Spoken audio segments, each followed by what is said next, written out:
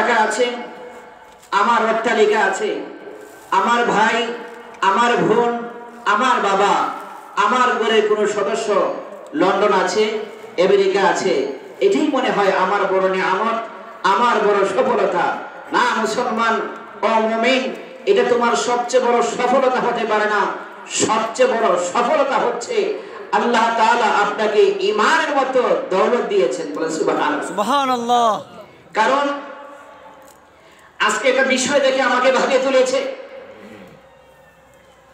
মৃত্যুর পরে আমাদেরকে খুব সুন্দর করে পর্দার আড়ালে পুরুষকে পুরুষ, নারীকে নারী গোসল দিয়ে খুব সম্মানের সাথে এবং সুন্দর করে নতুন সাদা কাপড় দিয়ে পেঁচিয়ে কিছু মানুষের সামনে নিয়ে জানাজা করিয়ে পরে কাফন দাফন করে। আর অন্য এক ধর্মের লোক দেখেছি আজকে সমস্ত উলঙ্গ,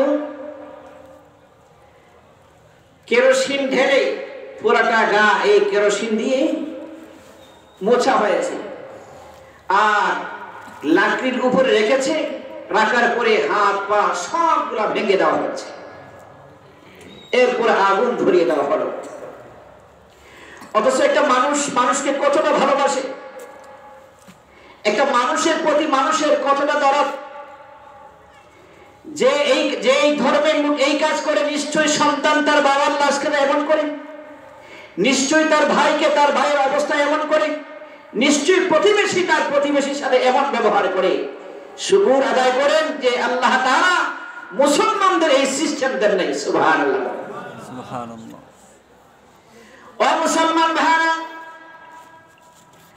আল্লাহ তাআলা মুসলমানকে দাফনের সাথে সাথে আল্লাহ তাআলা কবরের পাশে দাঁড়িয়ে বিসমিল্লাহির রহমানির রহিম কুল হুয়াল্লাহু আহাদ আল্লাহুস সামাদ লাম ইয়ালিদ ওয়া লাম ইউলাদ ওয়া লাম ইয়াকুল লাহু কুফুয়ান আহাদ। আল্লাহর কালাম তেলাওয়াত করে করে ওই বান্দার কবরের পাশে দাঁড়িয়ে আসসালামু আলাইকুম ইয়া আহলাল কবর বলে, তারপরে আল্লাহর কাছে বলে, আল্লাহ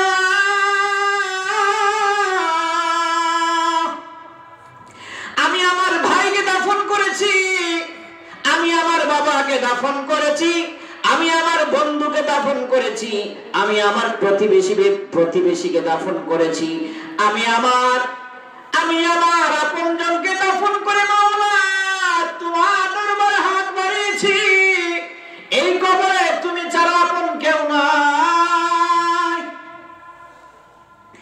ও মুসলমান ভাই, এইভাবে যখন আপনজন মুসলমান হয়ে অন্য মুসলমানের জন্য দোয়া করি, রাসূল কারীম সাল্লাল্লাহু আলাইহি ওয়াসাল্লাম বলেছেন, সন্তানহাল প্রতিবেশী যখন আল্লাহর কাছে ইস্তিগফার করে, আল্লাহ তাআলা খুশি হয়ে বান্দার কবরের শাস্তিটা maaf করে দেয়। সুবহানাল্লাহ।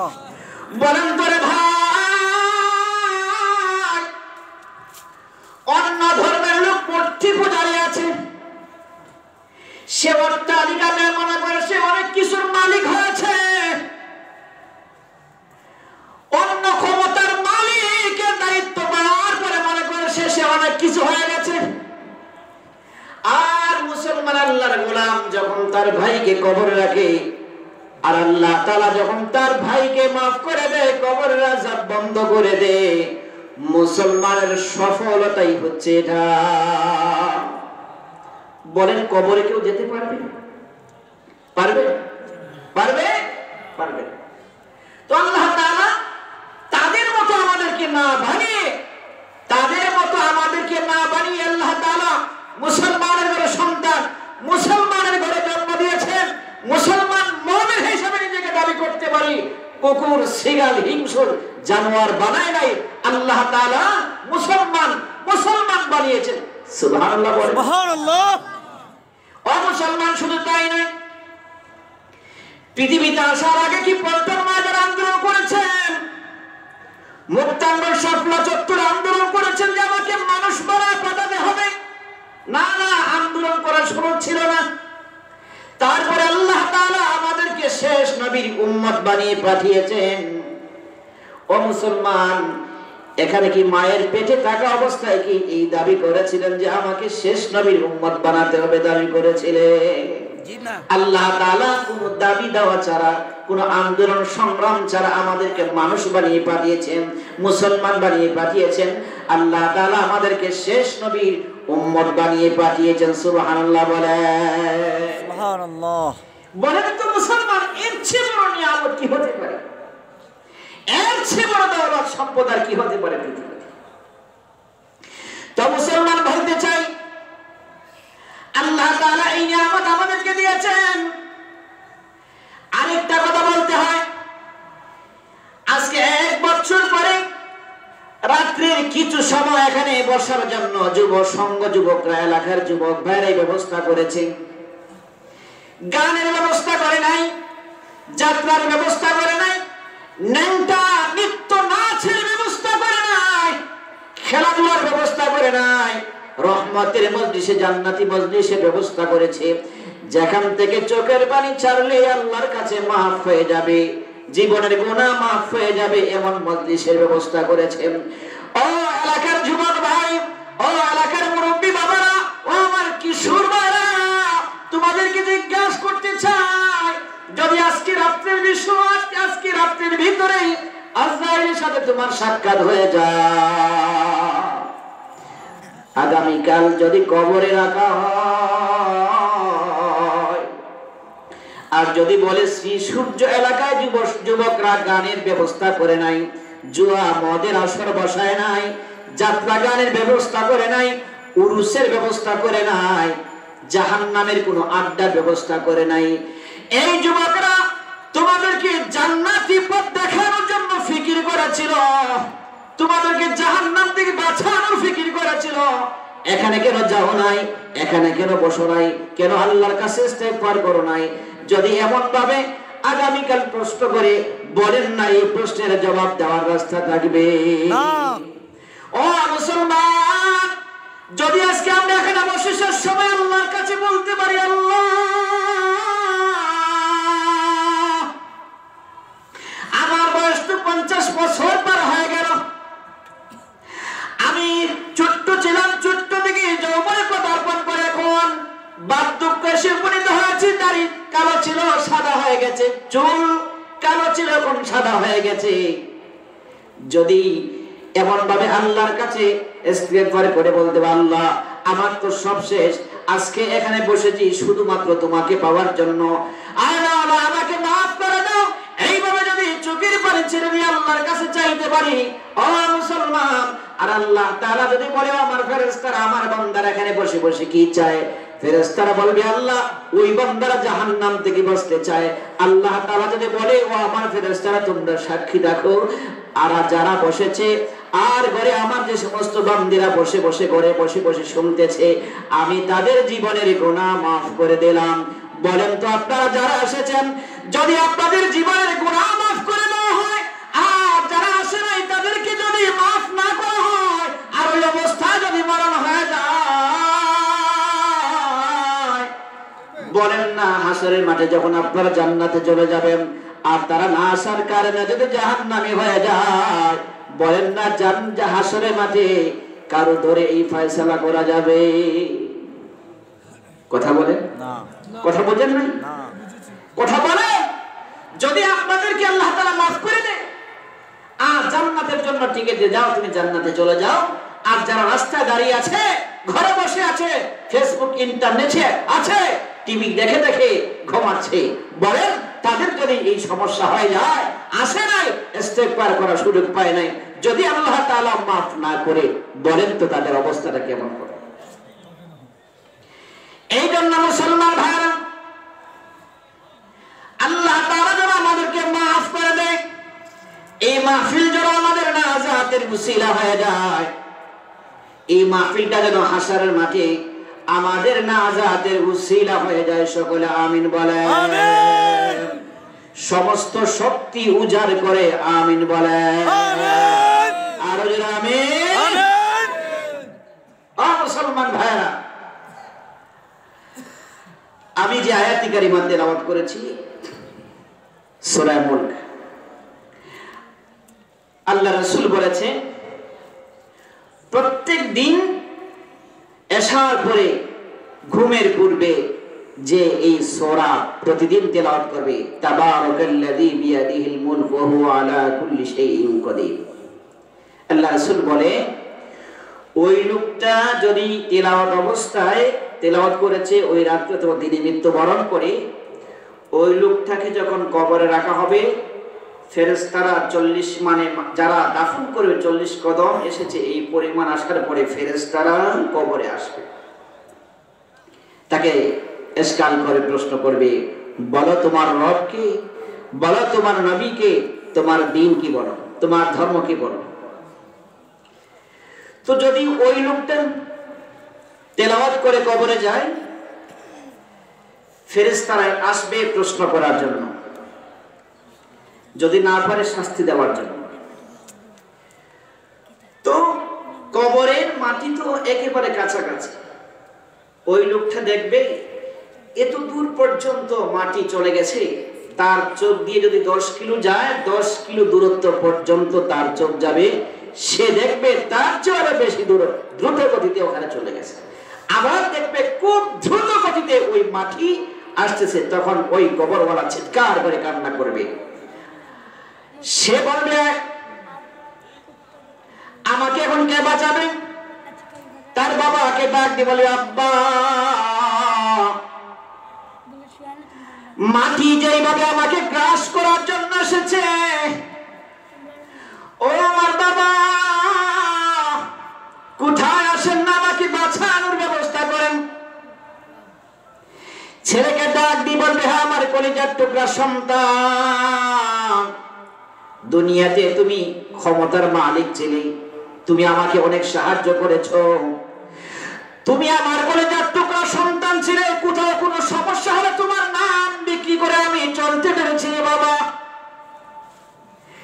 কারণ ভাই যদি একটু ক্ষমতাধর হয়, বাজারে গেলে শহরে গেলে হাটে গেলে কোথাও যদি কোনো ঝগড়াঝাটি হয়, বলে বেটা চিনোস আমার ভাই অমুক, ঠিক বলে কি বলে না, ঠিক। আবার পরিচয় অমুকের সাথে আমার সম্পর্ক আছে। কিন্তু কবরে যখন চিৎকার করবে, আমার কলিজার টুকরা ভাই তুমি কোথায়, আমাকে সাহায্য করো, আমাকে বাঁচাও। বিবি তার স্বামীকে বলবে, আমার প্রাণের স্বামী কোথায়, তোমাকে ছাড়া আমি একটা মুহূর্ত চলতে পারি না, তোমাকে আমার সঙ্গ দেওয়ার জন্য বিদেশে যেতে দেয় নাই, একটা রাত্র ভয়ের কারণে অন্য কোথাও তোমাকে থাকতে দেই নাই, ও আমার প্রাণের স্বামী কোথায়, তুমি আসো আমাকে সাহায্য করো। এইভাবে যখন চিৎকার করবে, আজকে যারা দুনিয়ার মানুষকে খুশি করার জন্য দুনিয়ার গণতন্ত্রের মাধ্যমে মানুষকে বসকে লিডারকে নেতাকে খুশি করার জন্য রক্ত দেয়, জীবন দেয়, নিজের মেধা বুদ্ধি বর্ত সব বিসর্জন করে দেয়, ওই নেতাকে কর্মী ডাক দিয়ে বলবে, আমার নেতা কোথায়, আমাকে সাহায্য করেন না, তোমার জন্য কত মানুষকে আঘাত করেছি, হাত পা ভেঙে দিয়েছি, মাথা ফাটিয়ে দিয়েছি, আমার আঘাতের কারণে ঢাকা মেডিকেল অবস্থান হয়েছে, ঢাকা মেডিকেল অবস্থান কয়েকদিন করার পরে সে পঙ্গু হয়ে এই পৃথিবীর মানচিত্র থেকে 3.5 হাত মাটির নিচে চলে গেছে, হে আমার লিডার কোথায়, আমাকে সাহায্য করেন, তোমার ফোনের মাধ্যমে অনেক কিছু হয়ে গিয়েছে, আমার মামলা ডিসমিস হয়ে গেছে, আজকে একটু হেল্প করেন না, আমার কাছে আসেন না, যেইভাবে মাটি আসতেছে মাটি তো আমাকে শেষ করে দিবে। এইভাবে যখন মাটি আসা শুরু করেছে, চিৎকার করে কান্না করে, আমাকে বাঁচাও, আমাকে বাঁচাও, আমাকে বাঁচাও। তখন ছোট্ট একটা পাখি তার কবরে ঢুকে বুকের উপরে ডানা মেলে বলবে, হে কবরওয়ালা,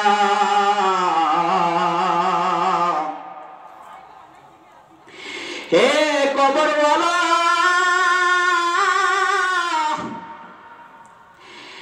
এখন থেকে টেনশন মুক্ত হয়ে যাও, চিন্তা মুক্ত হয়ে যাও, পেরেশানি মুক্ত হয়ে যাও। কই কেন? কই টেনশন নাই, চিন্তা নাই, আমি পাখি তোমার জিম্মাদার হয়ে গেলাম। এখন থেকে তোমাকে আল্লাহর পক্ষ থেকে জান্নাতের ঘোষণা না আসা পর্যন্ত, তোমার কবরে আযাব মাফ না হওয়া পর্যন্ত আল্লাহর কাছে সুপারিশ করব। আর আমি যতক্ষণ পর্যন্ত পাখি তোমার কবরে থাকবো, ফেরেশতার আযাব তোমাকে দিতে পারবে না, তোমাকে আঘাত করতে পারবে না, গ্রাস করা সম্ভব হবে না, তোমাকে কোনো সমস্যা করতে পারবে না, মাটিও তোমার কাছে আসবে না। ওই সময় কবরওয়ালা বলবে, হে পাখি, তুমি তো ছোট্ট একটা পাখি, যেইভাবে মাটি এসেছে আমাকে শেষ করে দেওয়ার জন্য, তুমি তো আমাকে রক্ষা করতে পারবে না। পাখি ডাক দিয়ে বলে, হে কবরওয়ালা, তুমি ভেবেছ আমি মনে হয় দুনিয়া ছোট্ট পাখি? না না, ছোট্ট পাখি নয়, আমি ছোট্ট পাখি নয়। ও মুসলমান ভাইরা, মনে রাখবেন, এই ছোট্ট পাখি ছোট্ট দুনিয়ার পাখি নয়, এটা হলো দুনিয়ার জমিনের যারা প্রতিদিন এশার নামাজের পরে তাবারাকাল্লাযী বিয়াদিহিল মুলক ওয়া হুয়া আলা কুল্লি শাইইন কাদির, এটা তেলাওয়াত করবে, এটা জিম্মাদার হয়ে পাখির সূরত ধারণ করে কবরে প্রবেশ করে। সুবহানাল্লাহ। এত আস্তে বললেন, জোরে সুবহানাল্লাহ বলেন। এবার মুসলমান তাকিয়ে দেখেন, আল্লাযী খালাকাল মাউতা ওয়াল হায়াতা লিয়াবলুয়াকুম আইয়ুকুম আহসানু আমালা। আল্লাহ তাআলা দুনিয়াতে আমাদেরকে পাঠিয়েছেন, এটা হলো পরীক্ষার হক। আল্লাহ তাআলা পাঠিয়ে আমাদেরকে একটু সুযোগ আর স্বাধীনতা দিয়েছেন, এখানে আমাদের ইমতিহান নেবেন, পরীক্ষা নেবেন। এই স্বাধীনতা পাওয়ার পরে আমরা এখানে অনেক ভাই আছি, বলেন তো কয়দিন এশার নামাজের পরে ঘুমের পূর্বে সূরা মুলক পড়ি? অনেক ভাই এখানে এমন আছেন যে সূরা মুলক কোন হালুয়া এটাই জানি না। ঠিক আছে আছে আছে। জি ভাই। অথচ দেখা যায় রে ভাই,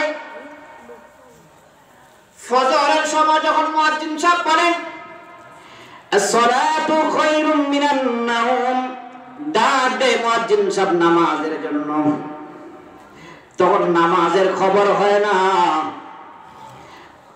এই শীতের সময় আরো সুন্দর করে দামি দামি লেপ তুষক জাজিম কম্বল দিয়ে সুন্দর করে দেহটাকে ডেকে আরো ঘুমায়। জোহর যায় কোথায় খবর নাই। ও মুসলমান ভাই, জোহর কোথায় যায় খবর নাই। আসর খেলার মাঠে যায়, আর না হয় হাতিয়ার বাজারে যায়, আর না হয় নিজের সংসারের ফিকির নিয়ে যায়। এইভাবে মাগরিবের নামাজ যখন আজান হয়, তখন বুড়াজন সকলেই ছোট্ট ছোট্ট চার দোকানে বসে চায় টান দেয় আর টিভি দেখে আসে। ও মুসলমান ভাই, তাহলে ফজর শেষ, জোহর শেষ, আসর শেষ, মাগরিব শেষ, এবারে এশার সময় রাস্তায় থাকে, আর না হয় বন্ধুর সাথে আড্ডা দেয়। এশার পর আসতে করে রাত্রে 10টায় ঘরে ঢুকে এবার বলে বাদ দাও, বাদ খাওয়া দাওয়া করি।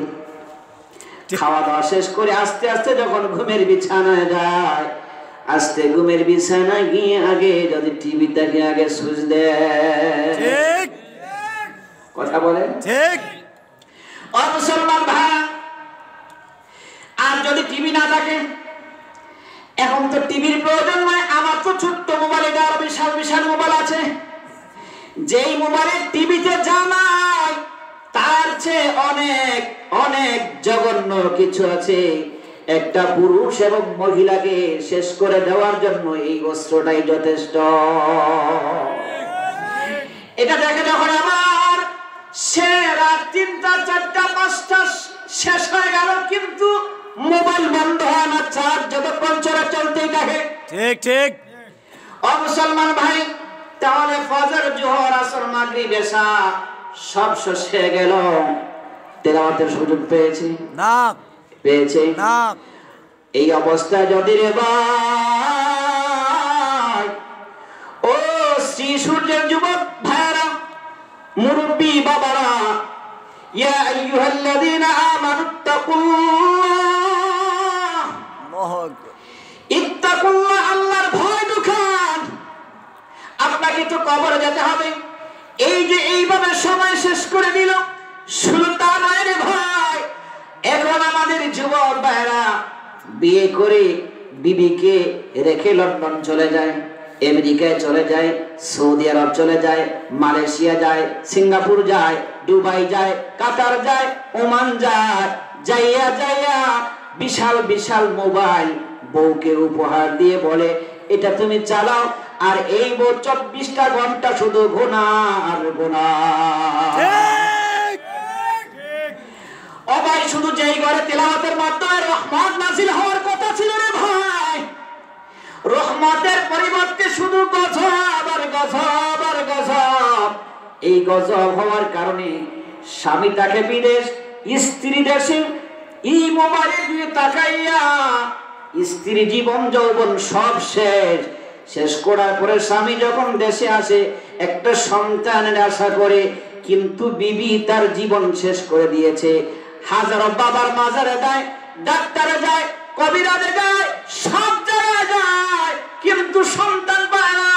যেই বিবিকে তুমি বাড়িতে রেখেছো, ঘরে রেখেছো, তাকে কোরআন দাও নাই, তিলাওয়াতের ব্যবস্থা করে দাও নাই, জিকির আর তাসবিহাতের শিক্ষা দেওয়া নাই, বড় একটা মোবাইল দিয়েছো তোমার জীবন শেষ করে দেওয়ার জন্য, তোমার ঘর শেষ করে দেওয়ার জন্য, তোমার ফ্যামিলি শেষ করে দেওয়ার জন্য।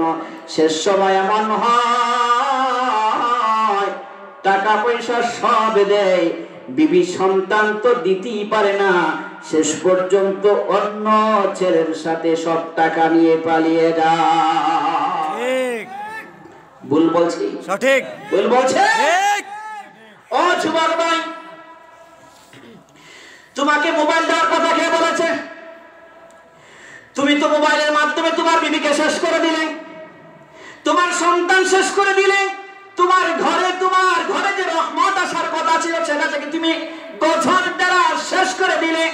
এই জন্য যুবক ভাইদেরকে বলি, মুরব্বী বাবাদেরকে বলি, ঘরে মোবাইল নয়, ঘরে মোবাইল নয়, আল্লাহর কালাম উঠায় দাও, আল্লাহর কালামের তাফসীর উঠায় দাও, বুজুর্গানের দিনদের হাতের লেখা কিছু কিতাব উঠায় যাও, এটা পড়ে যেন আর আল্লাহর সাথে গভীর রাত্রে সম্পর্ক করতে পারে।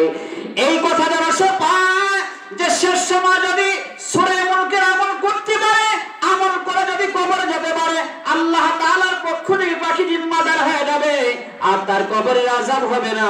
এই শিক্ষা পেয়ে যেন সে আল্লাহর কালামের তিলাওয়াত করতে পারে। ঠিক কিনা বলেন? ঠিক। ও মুসলমান ভাই, বলেন তো আপনি কবরে যাওয়ার পরে কোন অস্ত্র সাথে নিতে পারবেন? কোন অস্ত্র নিতে পারবেন না। বলেন হুজুর, কি বলেন? আমার ভাই যে ক্ষমতাধর, তার এত শক্তি, প্রশাসন দেখলো সালাম দেয়। আমার ভাইকে যদি একটু বলি, একটা ফোন দিলেই তো ফেরেশতারা কবর থেকে চলে যাবে, কাজ হবে না? আবার অনেকে প্রশ্ন করতে পারে, হুজুর বলেন কি, আমার বাবা যে টাকা রেখে গেছে 14 গোষ্ঠী খায়া শেষ করতে পারবে না, তো আমি যাওয়ার পরে যদি 10 লক্ষ টাকা দিয়ে দিই ফেরেশতাকে, তো আর কেমন শাস্তি হবে? কথা বলেন না। আচ্ছা বলেন, আপনার ক্ষমতা, আপনার অর্থ, আপনার মেধা, আপনার যোগ্যতা, যত কিছু আছে, তার একটাও কি নিতে পারবেন কবরে? না। হ্যাঁ, আপনি কবরে নিতে পারবেন কি? আপনার আমল, আপনার তেলাওয়াত, আপনার জিকির, আপনার তাসবিহাত। সুবহানাল্লাহ বলেন। সুবহানাল্লাহ। জোরে সুবহানাল্লাহ বলেন। সুবহানাল্লাহ। তাহলে মুসলমান ভাইরা, আমরা এখানে যারা বসেছি অনেকেই কোরআন তেলাওয়াত জানি না, না জানার কারণে আমরা পড়তে পারি না, আমল করতে পারি না। জাতি দুইটা কারণে ধ্বংস হয়ে গেছে, জাহালাত আর গাফলাত। জানে না, আর আরেকটা হলো জানার পরেও সে আমল করতেছে। ঠিক। সঠিক কথা বলেন তো মুসলমান ভাইরা, আপনি যদি আপনার ঘরে বিবিটাকে দিনদার করে, দিনদার একজন বিবি করে নিয়ে আসতে পারে, সে হোক কারো হোক। আজকে তো সমস্যা হয়ে গেছে, আমি যখন আমার ছেলের জন্য একটা মেয়ে ঘরে আনতে চাই, আগে দেখি তার চামড়া সাদা না কালো, আগে দেখি তার বাড়িতে বিল্ডিং আছে না নাই, আবার দেখি তার ভাই লন্ডনে আমেরিকা আছে কি নাই, তার বাবা কোন দেশে আছে, কত টাকা দিতে পারবে, ঠিক। কিন্তু রে ভাই, একটা মেয়ে তার চামড়া সাদা না, কিন্তু দিলটা সাদা। তার বাবা টাকাওয়ালা নয়, কিন্তু ইনের বাবা মেয়েকে চরিত্রওয়ালা, তাকওয়াওয়ালা মা ফাতেমার মতো বানিয়ে দিয়েছে। মা ফাতেমার মতো, মা আয়েশা সিদ্দিকার মতো, রাবিয়া বসরির মতো চরিত্রওয়ালা বানিয়ে আপনার হাতে দেওয়ার জন্য যোগ্য করে তুলিয়েছে। যদি এমন মেনে আসতে পারেন ও ভাই, ওই মেয়ে ফজরের আগে উঠবে। যদি স্বামী উঠতে চায় না, স্বামীর মাথায় আস্তে করে হাত বুলে বলবে, উঠো নামাজ পড়ো, আল্লাহকে সিজদা দাও। যদি আল্লাহকে সিজদা না দাও, যদি এই অবস্থায় মরণ হয়, কবরের শাস্তি, মিজান ফুলসিরাতের শাস্তি ভোগ করতে হবে। পৃথিবীর কেউ তোমাকে রক্ষা করতে পারবে না। এই বলে স্বামীকে বলে, আমার বাড়ির সামনে ওঠো, নামাজের ব্যবস্থা করো, মসজিদে যাও।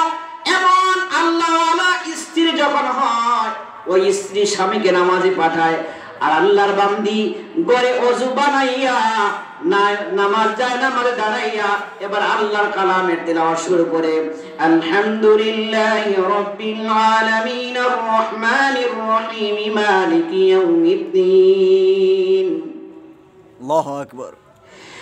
আল্লাহর বান্দি সূরা ফাতিহা শেষ করে আবার বলেন, والضحى والليل إذا سجى ما ودعك ربك وما قلى وللآخرة خير لك من الأولى ولسوف يعطيك ربك فترضى ألم يجدك يتيما فآوى ووجدك ضالا فهدى। আল্লাহর বান্দি আবার এটা তেলাওয়াত শেষ করে ফজর নামাজ শেষ করেছে। এবার আল্লাহর বান্দি বলে, আমি যদি সূরা হাসরের এই আয়াত পড়তে পারি, ফজর থেকে মাগরিব পর্যন্ত, সন্ধ্যা পর্যন্ত আল্লাহ পাকের পক্ষ থেকে ফেরেশতারা আমার জন্য ইস্তিগফার করে আল্লাহর কাছে সুবহানাল্লাহ বলে। সুবহানাল্লাহ। আবার যদি মাগরিবে পড়ে ভোর ফজর পর্যন্ত আল্লাহ দরবারে ফেরেশতারা আরেকদল ফেরেশতা ইস্তিগফার করে। ও মুসলমান ভাই, সারা দিন জিম্মাদার হয়ে যায়।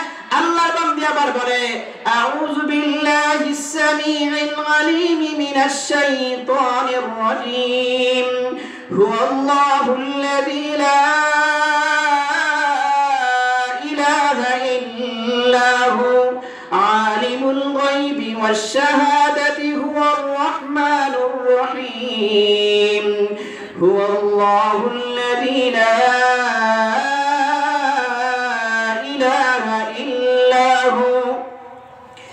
الملك القدوس السلام المؤمن المهيمن العزيز الجبار المتكبر سبحان الله عما يشركون। এইভাবে যখন আল্লাহর বান্দি বলে, শুধু এটা পড়লে সেটা পড়ে শেষ করলে হবে না। আল্লাহর বান্দি বলে, ফজরের পরে নামাজ শেষ করে যখন সূরা ইয়াসিন তেলাওয়াত করে, আল্লাহর বান্দি বলবে, ও আমার প্রাণের স্বামী, ও আমার শ্বশুর, আমার শাশুড়ি, ও আমার সন্তান, শোনো, আমার মাওলা বলে দিয়েছে, যদি ফজরের পরে ইয়াসিন ওয়াল কুরআনিল হাকীম ইন্নাকা লামিনাল মুরসালিন আলা সিরাতিম মুস্তাকিম, যদি সূরা ইয়াসিন তেলাওয়াত করে আল্লাহ তাআলা ওই দিনের জিম্মাদার হয়ে যাবেন। সুবহানাল্লাহ বলেন। রাস্তায় বের হতে স্কিলের হবে না, রিজিকের সমস্যা আছে, আল্লাহ তাআলা ঘোষণা দিয়েছেন, ইয়াসিন তেলাওয়াত করবে, আল্লাহ তাআলা ওই বান্দার, ওই বান্দির রিজিকের ব্যবস্থা স্বয়ং আল্লাহ তাআলা কুদরতি হাত দ্বারা করে দেবে। সুবহানাল্লাহ। জোরে সুবহানাল্লাহ বলেন। সুবহানাল্লাহ। এইভাবে এই বান্দি আল্লাহর কাছে যখন চায়, আল্লাহর বান্দি এবার নামাজ কালাম শেষ করে তেলাওয়াত করে এবার আল্লাহর কাছে বলে, আল্লাহ সারাটা রাত ঘুমাইলাম, তোমার কাছে সাজদা দিতে পারলাম না, আল্লাহ আমি অন্যায় করেছি, অপরাধ করেছি। এইভাবে যখন চোখের পানি ছেড়ে দিয়ে আল্লাহর বান্দি এইভাবে কান্না করে আল্লাহ তাআলা বলে, ও আমার ফেরেশতা, আমার বান্দি নামাজ পড়েছে, সিজদা দিয়ে তেলাওয়াত করে আমার কাছে, এখন আবার কেন কান্না করে? ফেরেশতা বলবে, আল্লাহ, ও বান্দি তো জাহান্নামের ভয়ে তুমি মাওলা পাকের মহব্বতে চোখের পানি ছেড়ে দিয়ে কান্না শুরু করেছে। আল্লাহ তাআলা বলেন, ফেরেশতারা সাক্ষীটা লিখে দে, আমি আমার বান্দির গুনাহ মাফ করে দিলাম, তার রিজিকের সমস্যার সমাধান করে দিলাম, রিজিকের ফয়সালা করে দিলাম, তার ইজ্জত আর সম্মান বাড়ায় দিলাম। তার পেটে এই তেলাওয়াত অবস্থায়, নামাজ অবস্থায় যে সন্তান হবে, ওই সন্তান পীর সাহেব বরুণার মতো হবে, শাইখে গওহরফুল রহমাতুল্লাহি আলাইহির মতো হবে, আহমদ শফি রহমাতুল্লাহি আলাইহির মতো হবে, বাবু নগরী রহমাতুল্লাহি আলাইহির মতে, পীরজি হুজুর রহমাতুল্লাহি আলাইহির মতে, শাইখুল হাদিস আজিজুল হক রহমাতুল্লাহি আলাইহির মতো হবে, পীর বাহাদুর মুফতি আমিনী রহমাতুল্লাহি আলাইহির মতো হবে। ও মুসলমান, শামসুল হক ফরিদপুরি রহমাতুল্লাহি আলাইহির মতো হবে। ও মুসলমানেরা, পীর সাহেব চরমুনাই রহমাতুল্লাহি আলাইহির মতো হবে। ঠিক কিনা বলেন? তো বলেন, এই এমন বিবি যদি, এমন মেয়ে যদি ঘরে বউ হিসাবে আনতে পারেন, ওই বিবি দ্বারা আপনার ঘরে রহমত হবে না, গজব রহমত হবে। বলেন না?